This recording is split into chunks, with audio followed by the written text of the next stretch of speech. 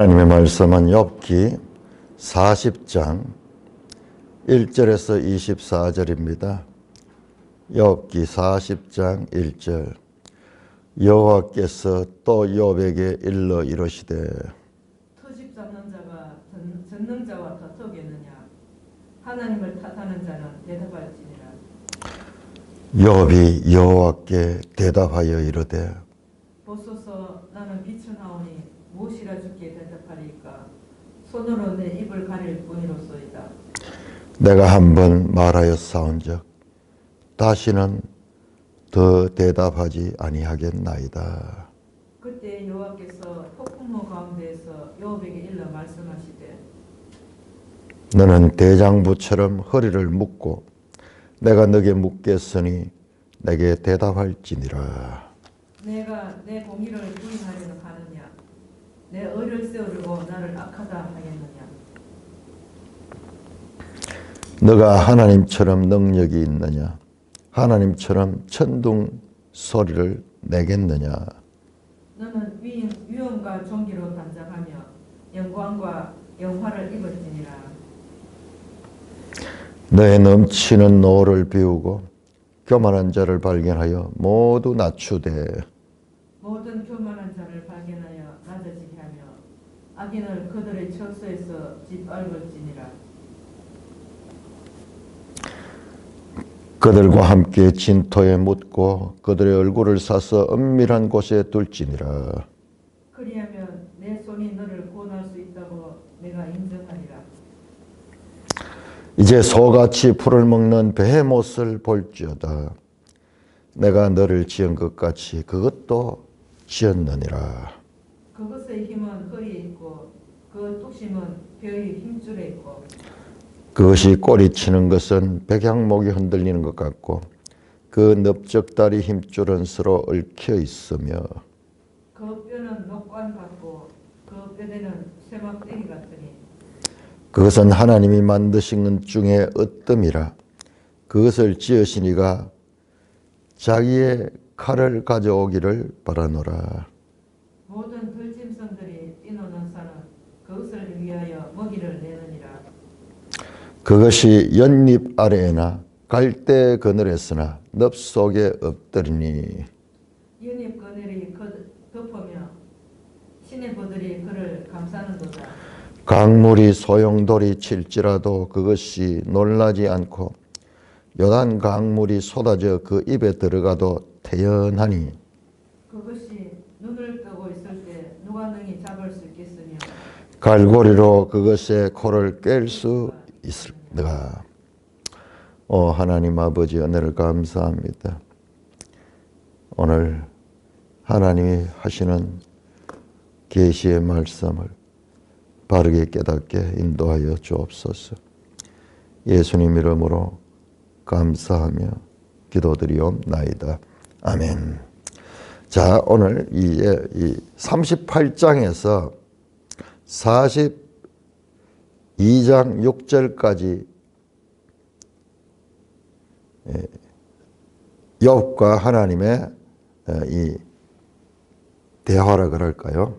거의 일방적으로 하나님 말씀하시고 욥은 할 말이 없죠. 그것을 이제 크게 보니까 두 개로 나눠져요. 먼저 40장 6절을 보시면 그때 여호와께서 폭풍우 가운데서 욥에게 일러 말씀하시되, 이게 38장 1절에서 하나님 처음 욥에게 말씀하실 때 그대로죠. 똑같습니다. 7절도 너는 대장부처럼 허리를 묶고 내가 너게 묻겠으니 내게 대답하라. 38장 도입부와 40장 6절에서 7절의 내용이 똑같아요. 욥에게 두 번째 말씀하시고 있는 것입니다. 그럼 크게 보면은 조금 내용상의 차이가 있습니다. 자, 먼저 거기 가기 전에 40장 1절에서 3절, 5절까지. 자, 여호와께서 또 욥에게 일러 이르시되 말씀하시면서 터집 잡는 자가 전능자와 다투겠냐. 터집 잡는 자, 욥을 터집 잡는 자라고 말하고, 그 다음에 하나님을 탓하는 자는 대답할지니라. 터집 잡는 자, 하나님을 탓하는 자. 욥에 대한 표현이죠. 무슨 말이냐? 욥이 자신이 당하고 있는 이 환난은 하나님께서 하신 것이라고 말했습니다. 그러니 이 친구들은 네 죄 때문에 그렇지 하나님이 그렇게 한 거 아니냐. 그런데 우리는 알잖아요. 여기 나오는 등장인물들은 아무도 몰라요. 바로 1장 6절부터 나오는 천상회의에서 일어난 하나님과 그 사탄과의 그 대화 내용을 아무도 몰라요, 이 땅에서는. 그런데 욥은 그 내용을 모르지만은 자기가 당하고 있는 이 모든 것이 하나님께로부터 왔다는 것을 말하고 있습니다. 그가 나를 학대하여 광야에 쫓아내고 나를 마치 원수처럼 나를 관역으로 삼아가지고 화살을 쏘는 듯이 하나님이 그랬다는 거예요. 그러니까 우리가 보면은 이게 욥이 불경스럽게 이야기하는 그거는 우리 생각 잘못 생각한 거예요. 1장, 2장은 욥기 전체를 이해하는 가장 근본적인 그와 같은 하나님의 말씀입니다. 욥의 말이 맞아요. 욥은 악에서 떠난 자고 하나님을 경외하며 온전하고 정직한 자입니다. 유일하게 이 땅에서 온전하다고 평가받는 자예요. 그렇지만 욥이 왜 터집을 잡고 하나님을 탓했는가? 자신이 당하고 있는 이 하나님께서 주시는 이 징계의 의미가 무엇인지 이해할 수 없기 때문에 그는 하나님 앞에 호소하고 절규하고 비명소리를 지르는 거죠. 비명소리. 그 이야기를 하는 거예요. 그 이야기를 합니다. 그렇지만은 하나님이 답해주지 않는 거예요. 내가 무엇 때문에 그랬다 말하지 않는 거예요. 계속 질문만 하시는 거예요. 질문하는 거예요. 왜냐 그러면 하나님께서 말씀했어도 우리는 알아들을 수 없어요. 하나님 알아들을 수. 이해되지 않더라도 하나님은 절대적으로 선한 분이라는 믿음, 이게 여호와를 경외하는 마음이고, 이것이 내한테 선한 일이 있든지 내한테 악한 일이 있든지 내한테 이 원치 않는 일이 있든지 원하는 일이 있든지 2장에서 욥이 말했던 그 말씀대로 주신 이도 하나님이시여 취하신 이도 하나님이시다. 주신 것은 복을 예미하고 취한 것은 화를 이야기인데 이 모든 것이 하나님의 주권이다. 욥은 바르게 이야기했잖아요. 그렇지만은 욥이 이 모든 것이 하나님께로 왔다고 원망하고 이 한탄할 때는 욥도 보응의 원리에서 벗어나지 않고 있는 거예요. 보응의 원리의 기준으로 하나님께서 이 보응의 원리대로 하셔야 되는데 그렇게 하지 않으니까는 욥이 힘든 거예요. 힘든 거. 그러니까 이 하나님에 대해서 그렇게 그러자 욥이 여호와께 대답하여 이르되 보소서 나는 비천하오니 무엇이라 주께 대답하리까? 손으로 내 입을 가릴 뿐이다. 내가 한번 말하였은즉 다시는 더 대답하지 않는다. 욥이 유구무원 입을 가린다 하는 거 할 말이 없다.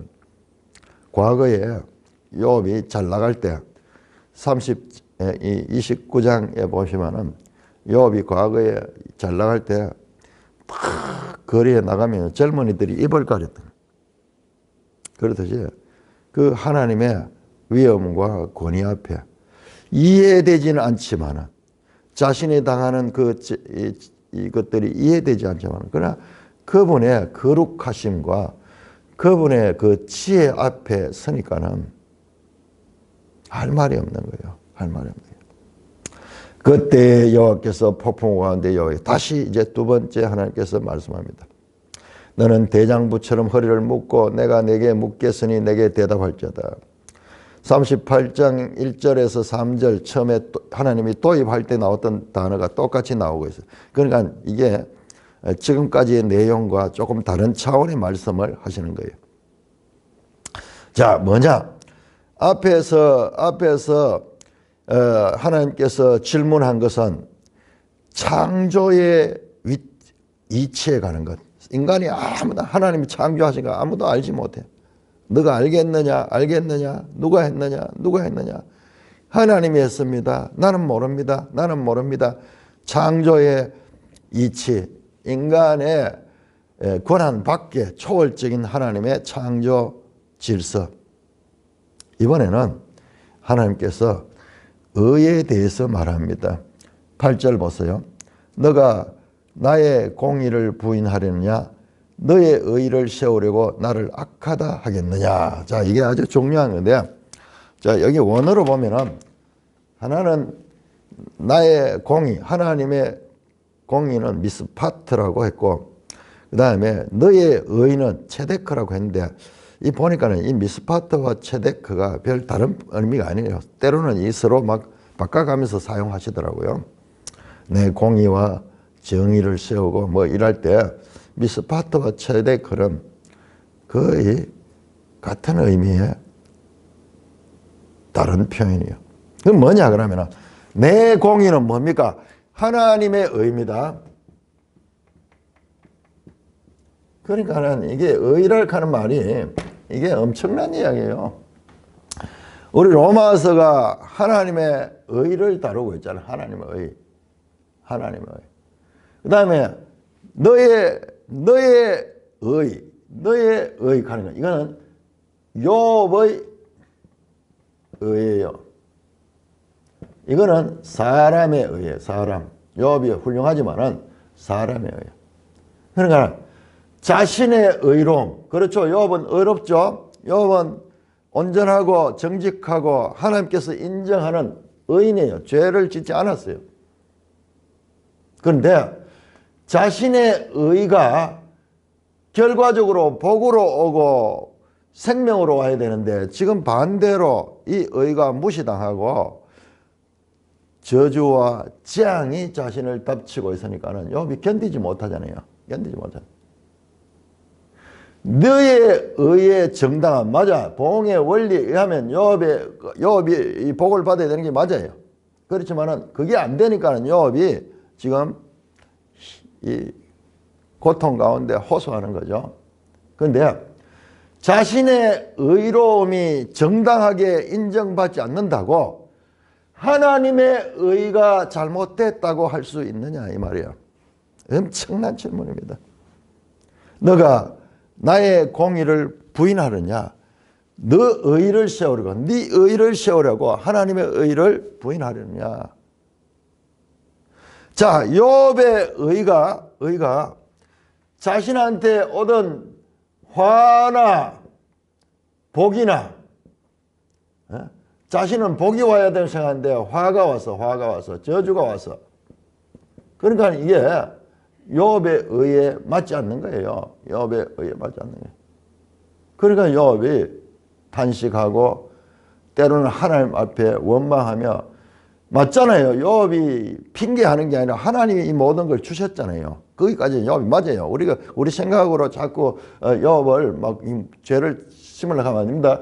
자, 이거는 1장, 2장에서 하나님께서 흔들리지 않는 욥에 대한 평가가 있습니다. 온전하고 정직하고 하나님을 경외하고 악에서 떠났다.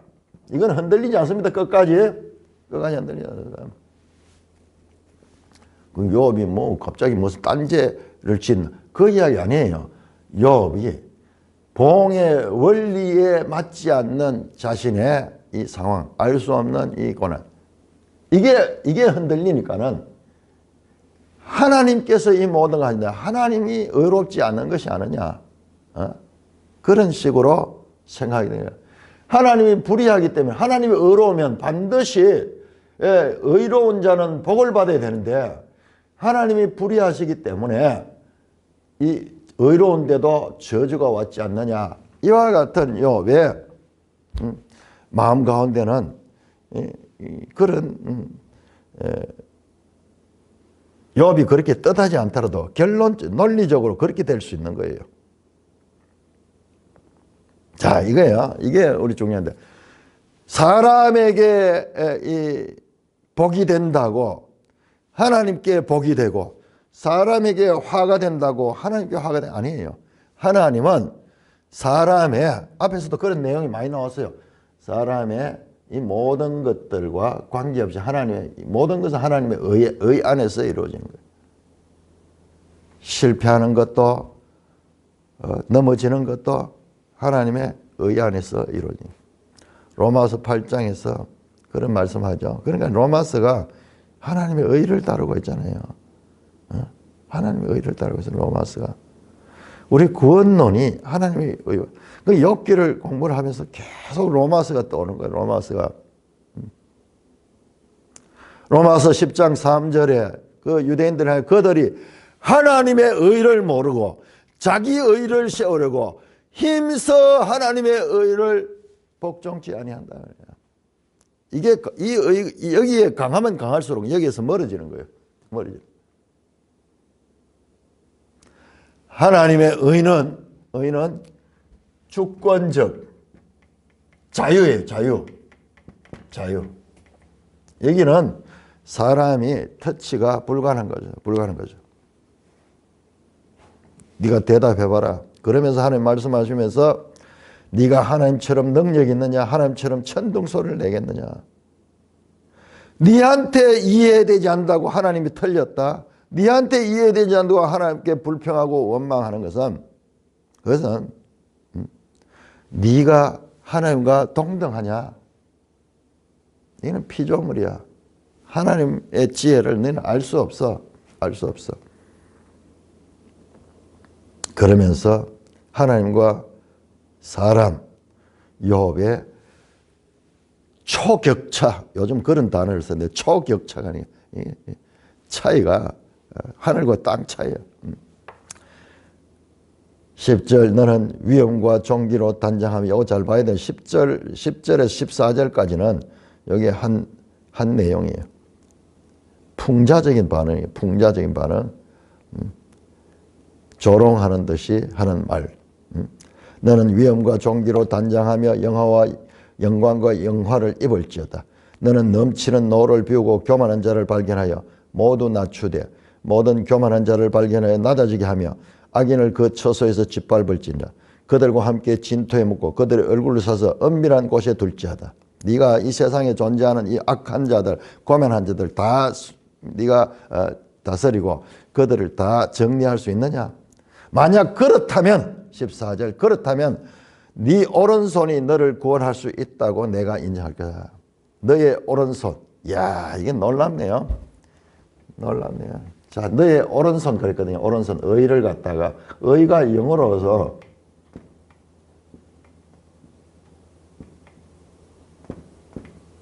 라이토스니스예요. 라이트가 이 오른편. 이게 오른편, 왼편 가는데 오른편 가는 게 이게요. 오른편이 사실 이 원어를 따지면 발언이에요. 발언. 오른편입니다. 그래서 하나님 심판대에서 오른편에 있는 자들은 구원받는 자들이잖아요. 왼편에 있는 자들은 버리는 자예요. 자, 그걸 이분법적으로 모든 것 적용할 수는 없습니다. 그렇지만은 이거는 히브리어이기 때문에 전혀 다른데 이것도 한번 어원을 연구를 해보면 참 놀랍겠네요. 너의 오른손과 너의 의와 같아요. 의니까 라이토스니 있으니까는 네가 너를 구원할 수 있다면 그러면 내가 너 의를 인정할 것이다. 그러나 너희는 그렇지 못하다. 너희 아무리 옳은 것도 그렇지 못해요. 우리가 이 세상을 살면서 이해되지 않는 그런 일들, 악인이 번영하고 의인이 고난당하는 불공평한 이런 일들이 하나님이 이 무지하고 하나님이 나빠서 그런 게 아니라 그것도 하나님의 자유에서 일어나는데 로마서 말씀대로 합력하여 선을 이루는 거. 합력하여 선을. 자, 그러면서 하나님께서 말씀합니다. 15절부터 이제 갑자기 소같이 풀을 먹는 베헤못을 볼지어다. 이제 후반부 두 번째 말씀에는 큰 짐승, 하나는 육지에서 가장 큰 짐승, 그 다음에 41장에는 바다에서 가장 큰 짐승을 이야기를 합니다. 베헤못, 이 번역이 힘들어서 그냥 원어를 그대로 썼어요. 베헤못.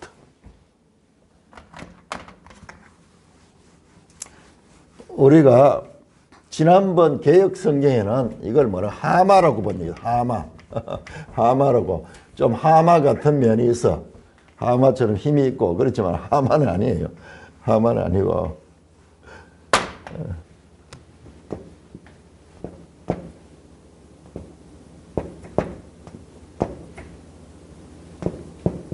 베헤못. 자, 여기에 베헤마. 베헤마가 뭐냐 그러면 창세기에 나오는 짐승이 하나님께서 짐승을 지었다. 짐승을 가요. 짐승. 이 베헤모트는 이 복수인데 그래서 한 특정 한 마리의 짐승을 말하기보다는 우리 멜성의 해설을 보면 베헤못은 육상 생물 중 가장 강력한 상상 속의 짐승이라고 말한다. 하마 혹은 근데 제가 봤을 때요. 여기에 아주 중요한 의미가 있습니다. 이따가 말씀드릴게요. 이 땅 위에 소같이 풀을 먹는 베헤못. 자, 그런데 이게 상징적인 우리 여기 멜성이 상상 속의 짐승 뭐 그런 식으로 이야기하고 좀 상징적인 그런 것을 이야기한다고 이야기하는데 그런데 그렇게 보기에는 너무나 생생한 사실적으로 소같이 풀을 먹고 그 다음에 허리에 힘이 있고 배에 힘줄이 있고 꼬리가 막 백향목이 흔드는 것 같고 넓적다리 힘줄은 서로 얽혀있어. 야, 꼬리가 백향목 흔들리는 것 같으면 하마가 그런 게 어디서 하마 꼬리가 뭐 어디 돼지 꼬리처럼 뭐 하마 꼬리 뭐 잘 보이지도 않잖아요. 하마 아니에요. 마치 공룡 같아요. 공룡. 그 뼈는 녹관 같고 뼈대는 새막대기 같으니 공룡 같기도 한데 그래서 이것은 어떤 우리 멜성이는 상상 속의 짐승 이야기한데 이게 이름 그대로 짐승 맞잖아요. 베헤모트, 베헤마, 짐승이거든요. 자, 이거는 중요한 것이 나오는데 이거 보세요. 그것이 하나님이 만드신 것 중에 어뜸이라. 어떤 면에서 어뜸이 사람을 가장 어뜸되게 지었는데 이거 이제 힘으로 봐가지고 어뜸이라. 그것을 지으시니가 자기의 칼을 가져오기를 바라노라. 무슨 말이냐 그러면 하나님만 통제할 수 있다. 하나님 지으신 분만 하나님만이 그걸 통제할 수 있다는 거예요. 아무도 이 세상에 통제할 자기 마음대로 할 수 있습니다.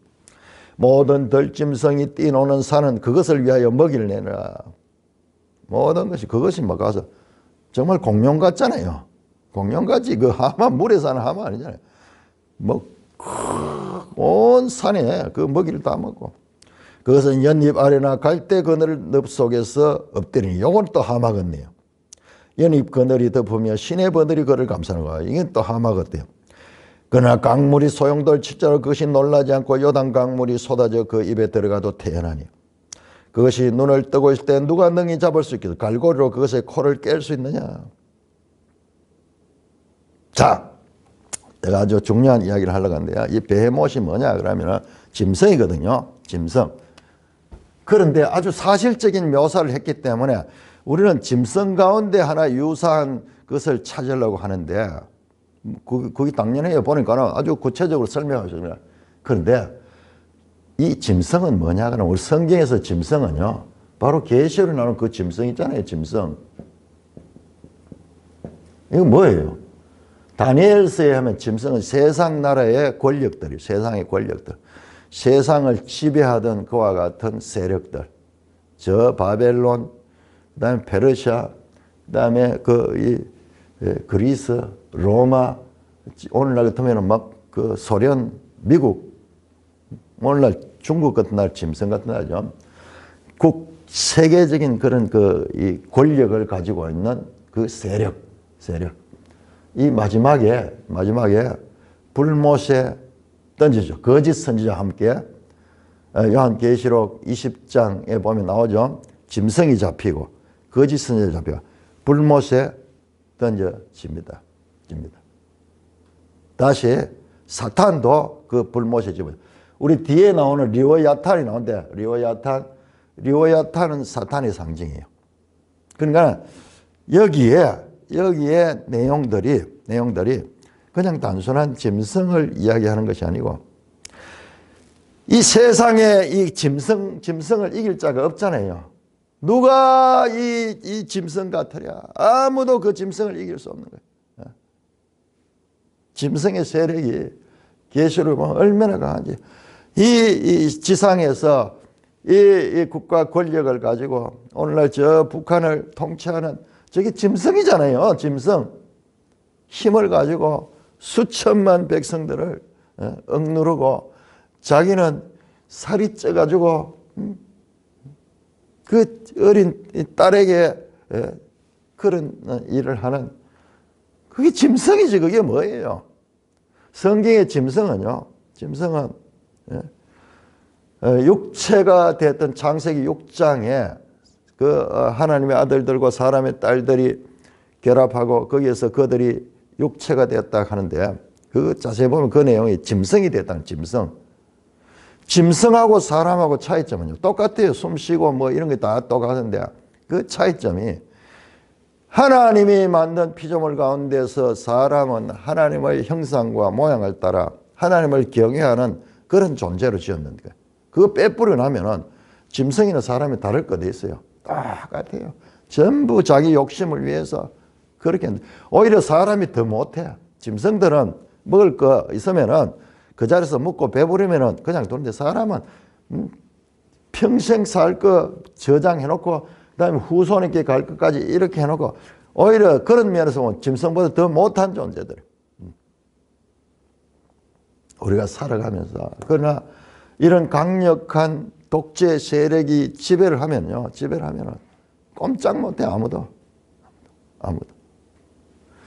자, 성경의 표현에 있어 가지고 우리가 이 성경이 나름대로 어떻게 뜻을 드러내는가를 하나님의 뜻을 드러낸가를 쫙 성경을 통해서 이제 연습을 하고 알아내야 되는 거예요. 분명히 이것이 풀을 먹는 그런 그 초식 동물 같고 그 다음에 이 모든 것들을 지배하는 그런 힘 있는 그런 동물이지만은 그것이 궁극적으로는 하나님을 대적하는 세력인지 그래서 사람들이 여기에서 압제당하고 신음한 세력이지만 그러나 이것조차도 하나님이 창조하셨다는 거예요. 보세요. 24절 그것이 눈을 뜨고 있을 때 누가 능히 잡을 수 있으며 갈고리로 그것의 코를 깰 수 있느냐. 그 짐승 힘 있는 그 짐승을 갈고리로 코를 깨가지고 마음대로 끌어낼 수 있는 분은 하나님밖에 없는 거예요. 네가 그렇게 할 수 있느냐? 너의 오름이 그렇게 정말 하나님의 오름과 비교할 수 있느냐? 그렇다면 네가 이런 능력이 있다면 네가 그렇게 말할 자격이 있다. 그 말이에요. 할 수 없다. 네 의와 하나님의 의는 다르다. 이 짐승 앞에 아무도 벗어날 수가 없는 거예요.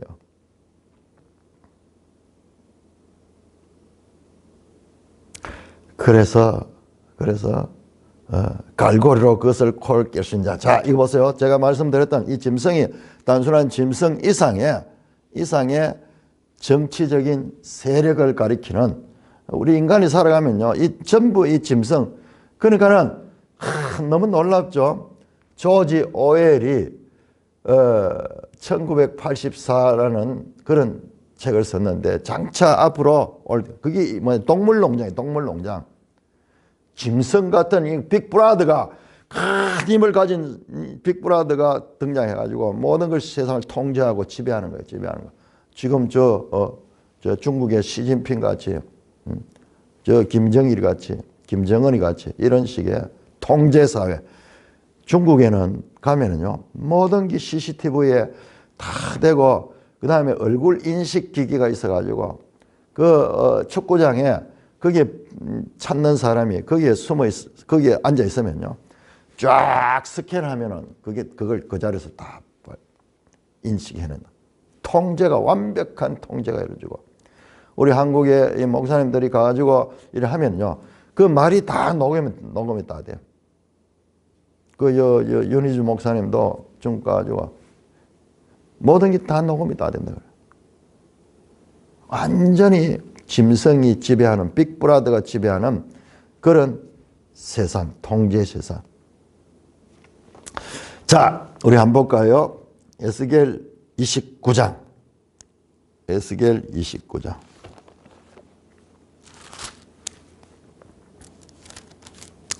29장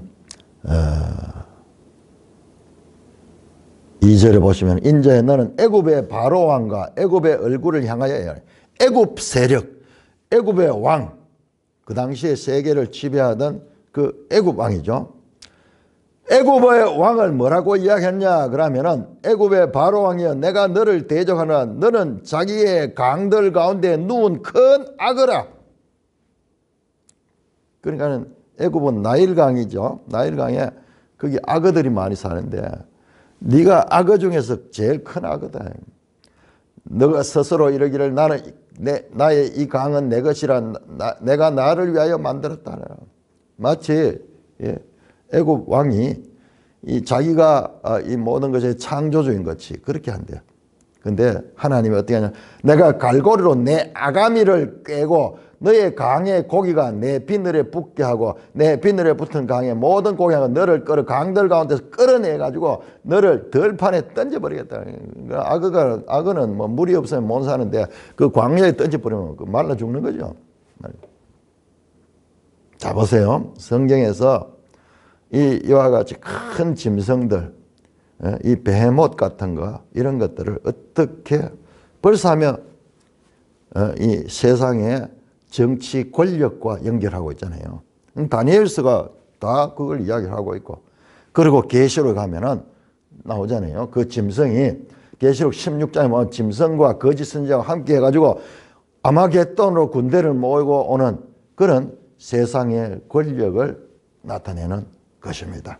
그러니까 이 베헤못은 여기에는 완전히 묘사하는 게 짐승같이 묘사하지만 그러나 그 속에 장차 짐승으로 나타날 그와 같은 세상의 이 정치 권력 이거 앞에 당할 자가 없거든요. 이 폭군들이 들어가서 잡으면요 그 밑에 사람들은 다 복종해야 돼. 잠시라도 거기 불만을 받거나 반역했거나 요즘은 소리까지 다 녹음해가지고 그런 게 있으면 그대로 처형해버려. 그대로 처형해버려. 봤잖아요 우리가. 자 에스겔 38장 4절.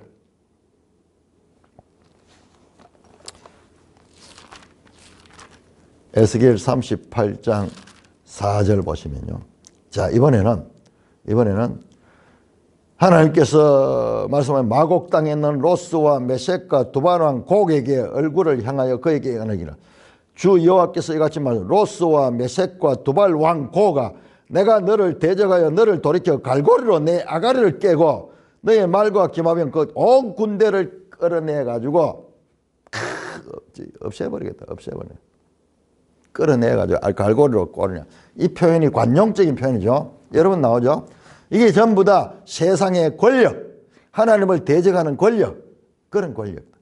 자, 그걸 갈고리를 꺼가지고 통제, 없애버릴 수 있는 능력을 가진 것은 하나님밖에 없습니다. 네가 그거 할 수 있느냐? 네 판단을 가지고 하나님을 함부로 판단하지 마라. 판단하지 마라. 그 말입니다. 하나님은 그러니까는 이 짐승 같은 이 세상의 권력들도 우리가 이해할 수 없죠. 그러나 저것들도 하나님이 다 만들었어. 하나님 만들어서 거기 보면 15절에 보세요. 내가 너를 지은 것 같이 그것도 지었다. 하나님이 창조하셨어. 악한 것도 하나님이 창조하셨어. 저런 건 없었으면 좋겠는데 하나님 창조. 왜? 우리는 알 수 없지만 이 모든 것들이 하나님의 뜻을 따라서 존재하고 있는 것이고, 하나님이 마침내 우리 계시를 보니까는 이 짐승과 거짓 선지자와 사탄 이걸 다 어디다 불못에다가 쳐넣어버려요. 그리고 그러한 것이 없는 세상, 새하늘 새 땅을 만들어 가는 거예요. 그런 식으로 보면은 이 거대한 이 땅에서 일어나는 모든 일들을 하나님의 주권적인 자유에, 하나님 자유. 우리가 봤을 때 저런 건 없어야 되는데, 저런 건 불의한데, 그거는 우리 생각이고, 네 의를 가지고 하나님의 의를 판단하지 마라. 네 의가 강하면 강할수록 하나님 의에서 멀어진다. 그러니까 우리는 하나님에 관해서는 내가 알지 못한다는 하나님의 전적인 주권과 자유, 내한테 어떤 어렵고 안 어렵고 이런 문제를 떠나서, 이게 보면 내가 힘들면 하나님이 나쁘고 내가 좋으면 하나님이 좋고, 그러니까 내가 주인이잖아요. 알고 보면은 그게 아니다. 절적인 하나님과 사람과의 초격차를 인정하라는 말씀입니다. 자, 41장 1절에서 34절. 이제 하나님의 마지막 말인데, 마지막 말은 베헤못과 그 다음에 리워야탄. 자, 리워야탄에 관한 말이에요.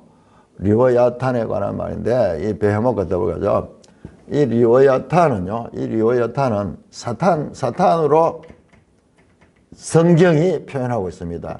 이사야 27장 1절 우리 한번 찾아볼까요? 이사야 27장 1절. 그러니까 성경은 계속 연속성, 성경 유기적인 관계를 통해서 보면은 우리가 이해가 더 풍부합니다. 자, 27장 1절에 그날에 여호와께서 그의 크고 강한 칼로 날랜 뱀 리워야탄 뱀이야. 곧 꼬불꼬불한 뱀 리워야탄을 벌하시며 바다에 있는 용을 죽이다. 바다에 있는 용. 이게 계시록 보면 애뱀, 곧 사탄이라고 마귀라고 하는 그 용을 가리키잖아요. 자, 리워야탄. 뿐만 아니라 리워야탄은요, 여기뿐만 여러 군데, 몇 군데 나오는데, 이 리워야탄은 하나의 인간이 감당할 수 없는 그런 힘이에요. 자, 여기는 분명히 앳뱀, 계시록 12장에 보면 앳뱀, 곧 마귀라고도 하고 사탄을 하는 그 용이 나오는 거예요.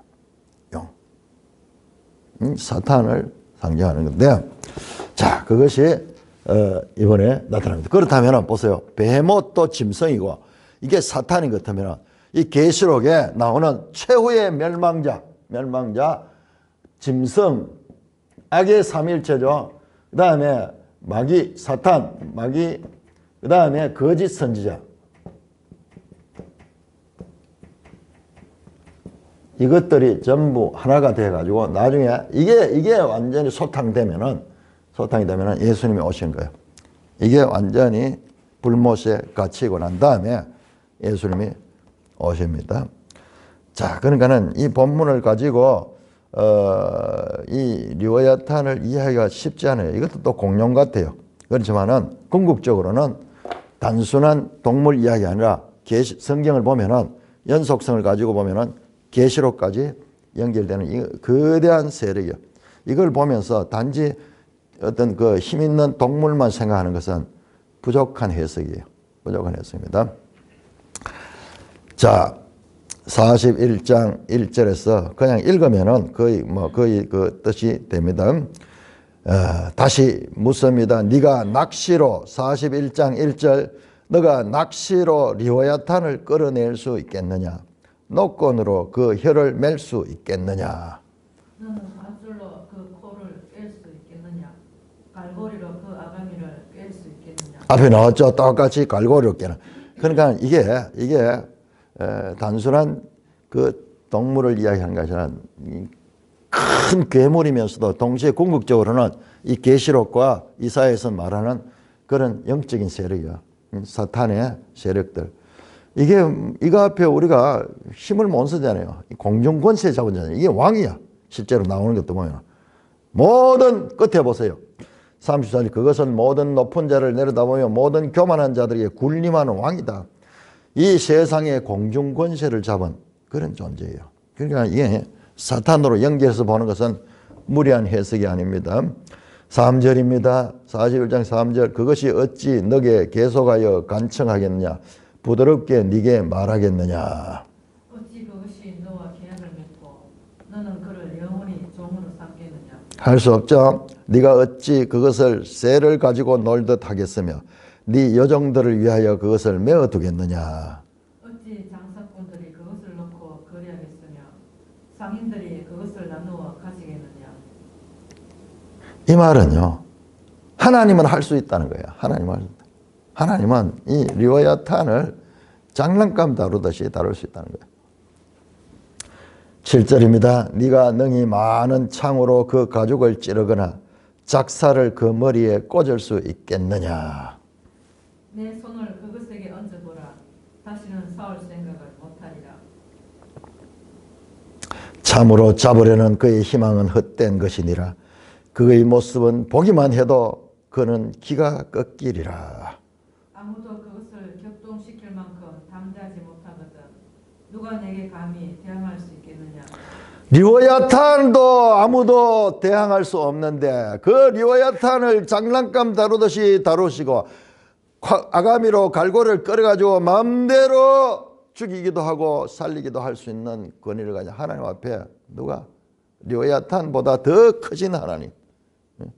하나님을 바로 비교하면 사람들이 감이 안 오거든요. 감이 안 오거든요. 그러니까 이 세상에서 가장 힘센 그 권력을 이 사탄을 가지고 말합니다. 누가 먼저 내게 주고 나로 하여금 갚게 하겠느냐. 온 천에 있는 것이 다 내 것이라. 12절 읽으세요. 내가 그것의 지체와 그것의 큰 용맹과 늠름한 체구에 대하여 잠잠하지 아니하리라. 누가 그것의 겉가죽을 벗기겠으며 그것에게 겹자가를 물릴 수 있겠느냐. 누가 그것의 턱을 벌릴 수 있겠느냐. 그의 둥근 이털은 심히 두렵구나. 그의 절비한 비늘은 그의 자랑이로다. 튼튼하게 봉인하듯이 닫혀 있구나. 그것들이 서로 달라붙어 있어 바람이 그 사이로 지나가지 못하는구나. 와, 비늘이 있네요. 비늘이 마치 이 갑옷같이 서로 이어져 붙었으니 능히 나눌 수도 없구나. 그것이 재채기를 한저 빛을 바라고 그것의 눈은 새벽의 눈꺼풀 빛 같으며 그것의 입에서는 횃불이 나오고 불꽃이 튀어나오며 그것의 콧구멍에서는 연기가 나오니 마치 갈대를 태울 때에 솥이 끓는 것과 같구나. 그의 입김은 숯불을 지피며 그의 입은 불길을 뿜는구나. 그것의 힘은 그의 목덜미에 있으니 그 앞에서는 절망만 감돌 뿐이구나. 그것의 살 껍질은 서로 밀착되어 단단하여 움직이지 않는구나. 그것의 가슴은 돌처럼 튼튼하며 맷돌 아래짝같이 튼튼하구나. 용가리. 우리 나오는 용가리. 총으로 쏴도 총알이 못 돌고. 그것이 일어나면 용사라도 두려워하고 달아나리라. 칼이 그에게 꽂혀도 소용이 없고 창이나 투창이나 화살촉도 꽂히지 못하는구나. 대포를 쏴도 안 되는 모양. 요즘 같으면 그것이 쇠를 지푸라기 같이 노를 썩을 나무 같이 여기나니. 화살이라도 그것을 물리치지 물맷돌도 그것에게는 겨같이 되는구나. 바울이 골리앗을 넘어들 때 물맷돌로 던졌는데 이 물맷돌 이걸 아무리 던져봐도 겨같이 된다. 겨같이 된다. 그것은 몽둥이도 지푸라기 같이 여기고 창이 날아오는 소리를 우습게 여기며 그것의 아래쪽에는 날카로운 토기 조각 같은 것이 달려있고 그것이 지나갈 때는 진흙바닥에 도리깨로 친 자국을 남기는구나. 완전 공룡이죠. 깊은 물을 솟에 물이 끓음 같게 하며 바다를 기름병같이 다루는도다. 그것의 뒤에는 빛나는 물줄기가 나오니 그는 깊은 바다를 백발로 만드는구나. 이제 바다를 지나가니까 바다 속에서 막 거품이 일어나게 흰 게 보이는 뭐 그런 뜻인 것 같아요. 33절 세상에 그것과 비할 것이 없으니 세상에는 그것은 두려움이 없는 것으로 지음을 받았구나. 그것은 모든 높은 자를 내려다보며 모든 교만한 자들에게 군림하는 왕이다. 자, 리오야탄 말씀드렸죠. 이사야 27장 1절 날렘뱀 리오야탄 꼬불꼬불한 뱀 리오 바다에 있는 용. 자, 이게 바다는 여러분 계시록에 보면 계시록 2장은 신비한 말이에요. 새하늘 새 땅이 21장입니까? 새하늘 새 땅이 오면은요 바다는 다시 있잖아요. 바다 없어집니다. 바다. 무슨 말이냐? 그래서 어떤 분은 이걸 해석하는데 사도 바울이 너무나 오랫동안 사도 요한이 오랫동안 저 바다의 섬에 유배되어 있다 보니까는 안식교회 유명한 목사님 해석이에요. 있다 보니 신계원 박사라고 아주 그분 참 성경에 대해서 많이 알고 계시록에 대해서 잘 풀기에 내가 참 그때 들을 때는 감동을 받았는데 지금 생각해보면 너무 넌센스. 바다가 와 업록하면은 늘 그 섬에 갇혀 있어 가지고 바다가 원망스럽잖아요. 바다 때문에 바다가 육지라면 그렇게 생각했다니까. 그러니까 바다가 없었으면 싶은 그런 심정에서 썼다는 표현인데 얼마나 참 잘못된 해석이냐면 인간적인 해석이잖아요. 바다는 구약 성경부터 시작해가지고 쫙 나오고 특히 고대 근동에는 바다는 누구냐? 바알이 지배하는 바알. 폭풍과 바다를 지배해요. 바다의 신은 누구냐가 얌이 얌. 얌하는 게 이게 히브리어로 바다라고 말. 얌. 이게 신이에요. 그러니까 혼돈과 이거 사람은요 이 바다에 가면 바다에서 한 풍랑이 일거나 이러면 뭐 거기서 살아남을 사람이 없어. 고대 국가에서. 그러니까 바다를 무서운 힘을 가진 세력으로 보고 신으로 받는 게 바다신, 야암신인데 이 야암신을 제압한 게 이 바알신이야. 바알신. 우리 성경에 나오는 그 바알. 그래서 바알의 손에는 보면 항상 이렇게 무기가 걸려 있어. 무기. 번개 같은 거 이런 거 가지고 막 던져가지고 그렇게 하는데 이 바다는 이 혼돈과 어둠과 사망의 지배자가 있는. 그러니까 우리도 용이라고 용이 바다에서 나오잖아요. 바다에서 계시록도 용이 나오는데 바다에서 나오잖아요. 바다는 이와 같은 악의 처소로 볼 수 있습니다. 우리 앞에서도 그런 38장에서 그런 내용을 나왔어요. 바다 속을 네가 본 적이 있냐? 사망을 네가 경험해 본 적이 있냐? 예. 여기는 음부의 세계, 어둠의 세계, 이 지하의 그런 사망과 연관된. 그러니까 결국 사망은 악과 연관되죠. 죄와 연관되죠. 자, 그래서 이 리오야탄은 용 같은 존재예요. 용 같은 용. 그러니까 바다에 있는 용. 바다에 있는 용. 자, 욥기 3장에서 한번 나왔습니다. 3장 8절 우리 한번 볼까요? 욥기 3장 8절에 나를 저주하는 자들 곧 리오야단을 격동시키기에 익숙한 자들이 그 밤을 저주하였다면 리오야단을 격동시키기에. 자, 리오야단에 관한 주석이 우리 3장 아래에 나옵니다. 리오야단은 큰 악으로 번역할 수도 있다. 그러면은 아까 나왔던 에스겔 29장의 큰 악어가 리오야탄. 그 하나님 마음대로 갈고리 끌어내가지고 저 광야에 던져가지고 말라 죽이쁘잖아요. 성경에서 바다 괴물 용으로도 불리며 해를 삼켜 어둠을 삼키는 존재로 생각한다. 그렇죠? 용이고 이게 신약에 보면은 완전히 사탄으로 나타나고 있잖아요. 자, 아까 전에 봤던 그 에스겔 29장에 큰 악어가 나왔는데, 큰 악어라. 미스라 합니다.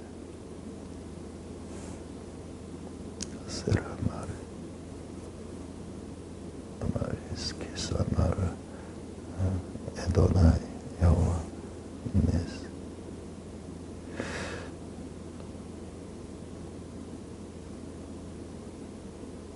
여기 리오야탄으로 되어 있잖아요. 큰 악어로 되어 있는데, 우리 매일성에 보니까 리오야탄은 큰 악어로도 번역. 그러니까 애굽 그 정치 세력도 하나의 리오야탄으로도 볼 수가 있다. 혼돈의 세력을 대표하는, 그러면서 말씀드렸듯이 이런 짐승이면서 이 정치 세력 나중에는 우리 신약에 오면은 그런 걸로 연결되죠. 그러니까 이 성경의 이 논리, 성경의 논리, 분명히 짐승을 이해하는데 그것은 궁극적으로는 짐승이 아니고 세상에 이와 같은 악한 세력들을, 정치적인 세력들을 말할 적에 그것을 다루고 있습니다. 자, 리오야탄 앞에 누가 아무도 그 앞에 설 수가 없다.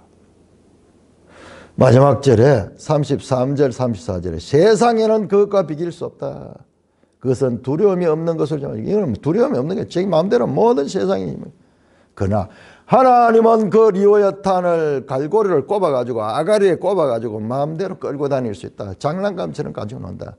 누가 이 하나님 같은 사람이 있느냐? 아무도 없다. 그런데 너희가 하나님을 마음대로 판단해. 그 자체가 말이 되지 않는 거야.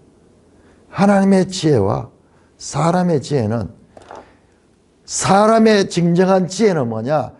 하나님을 경외하는 거야. 이해하는 것이 아니고, 알 수 없지만은 이 경외하고 그 하나님을 섬기는 것이지, 내가 이해하고 알고 그렇게 되지 않는다고 불평하고 불만하는 것은 그것은 교만이야. 그 자체가 교만이야.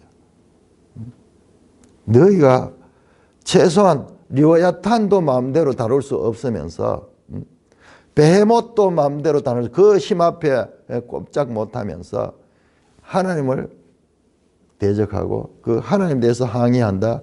그 자체가 넌센스야. 넌센스. 세상에는 그것과 비길 것이 없으니 그것은 두려움이 없는 자요. 그것은 모든 높은 자를 내려다보고 모든 교만한 자 위에 군림하는 왕이다. 이 세상에 이게 누구예요? 사탄이네요. 공중권세를 잡은 자. 공중권세. 어떤 면에서는 지금 1장에 잠시 등장해서 사탄이 마지막에 등장하고 있는 것으로 알 수 있어요. 이거 연결해보면요. 이사야 27장에 나오는 그 말씀, 날렘 뱀, 리오야탄, 꼬불꼬불한 뱀, 바다에 있는 용. 자, 이게 뭐냐? 우리 계시록 12장 한번 가볼까요? 연결이 됩니다.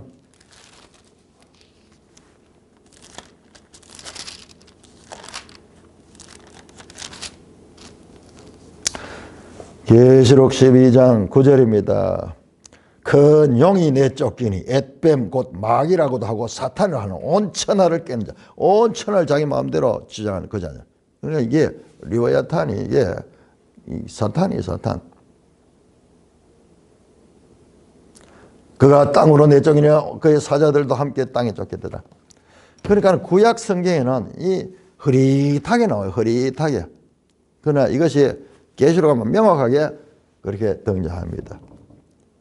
이 사탄조차도 하나님이 마음대로 통제하시고 다루신다. 과연 누가 그 하나님 앞에 자기 의를 가지고 욥이 아무리 온전하고 정직하고 하나님을 경외하며 악에서 떠날지라도 그 하나님 앞에 서면은 그것은 죄인인 것을 알 수 있어요. 욥은 그걸 알고 있었어요. 9장 한번 가보세요. 9장에서 욥은 그거 모르는 거 아니에요. 모르는 거 아니에요. 그건 알고 있습니다. 9장 1절에서 보면 욥이 대답하여 진실로 이 일이 그런 줄 알고는 인생이 어찌 하나님 앞에 어려우랴.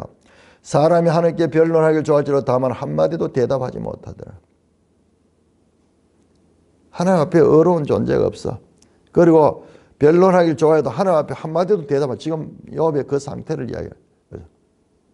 그러니까 욥이 이해되지 않는 것은 바로 그런 부분인데 이제는 그것까지 절대적 하나님의 주권적 자유, 나의 이해와 나와 상관없는 그런 하나님의 주권적 자유에 대해서 이제 하나님께서 말씀하시고 스스로 깨닫도록 그렇게 하시고 있습니다. 자, 이제 우리가 욥의 반응이 42장이 나오고 이제 욥기가 마치게 됩니다. 이 부분은 내일 살펴보도록 하겠습니다. 찬송가 406장